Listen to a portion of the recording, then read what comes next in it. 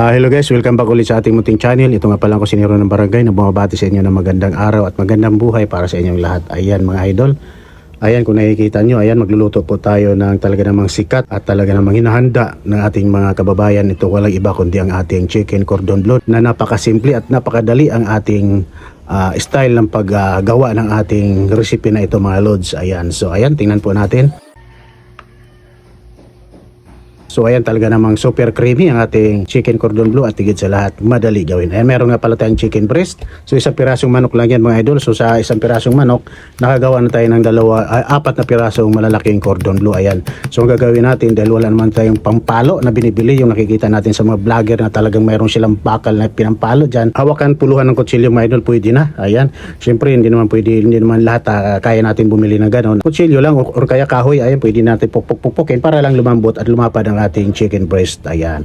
At syempre pagkatapos nung ilagay na natin at ilatag na natin ang ating ham.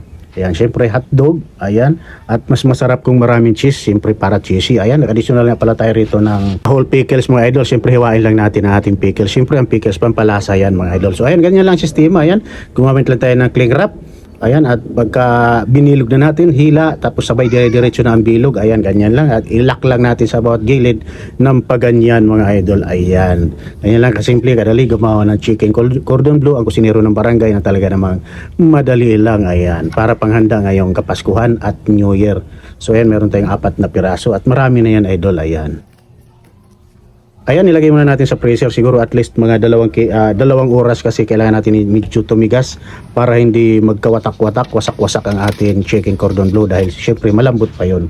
So patigasin lang natin ng konti. 1 oras hanggang 2 oras pwede na pero mas maigi ko siguro kung hanggang kinabukasan or 24 hours natin ilalagay pero sobrang tigas na rin yan. Siyempre kailangan rin natin palambutin ng konti para maluto rin yung ilalim. Ayan, medyo hindi naman talagang matigas natin ipiprito para maluto rin yung pinaka ilalim mga idol. Siyempre hindi aabutin ng init pag matigas.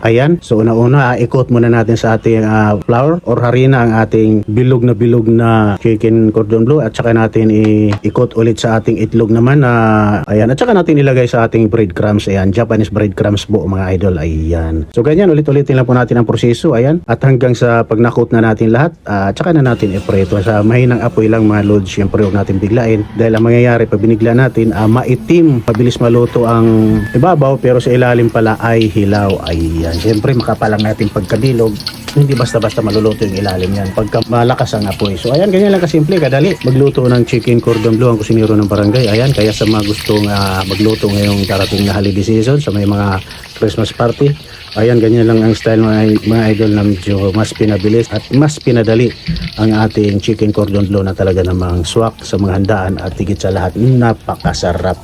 Ayan.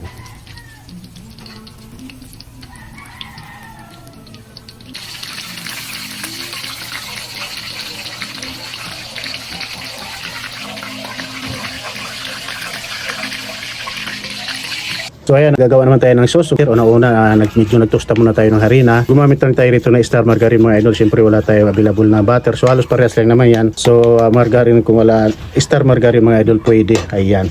At saka natin nilagay ang evap. Ayan. Siyempre yung harina kaya natin medyo tinusta para siya na rin nagpapalapot sa ating white sauce. Ayan, ganyan lang kasimple gumawa ng white sauce mga idol. Isang pirasong garnish yung ibap or kahit anong klaseng ibap pwede na. Pero kung talagang may budget kayo, gusto nyo talaga ng masarap, di lagyan nyo ng Nestle cream or Nissil cream mga idol. Ayan, siyempre naglagay na tayo rito ng konting paminta. Siyempre para may lasa. At hindi na tayo rito ng additional ng asin or anong pampalasa dahil una-una maraming cheese ang nilalagay natin rito. Siyempre sa cheese pa lang ay nagkakalasa na siya, nagkakaroon na siya ng konting alat mga idol. Ayan, ganyan, gadgaran lang natin ng cheese para masarap. So kung may available na Nestle cream, pwede natin lagyan kahit konti. So ako dahil walang available, pwede na, ganun din naman ang lasa mga idol.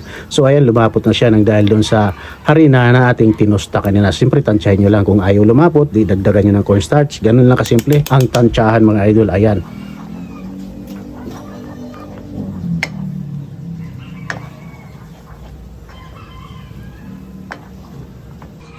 So luto na ang ating chicken cordon bleu. Ayos, pwede na nating ihanda sa ating hapagkainan mga lods. So ayan, tingnan nyo naman, napaka-creamy at mainit.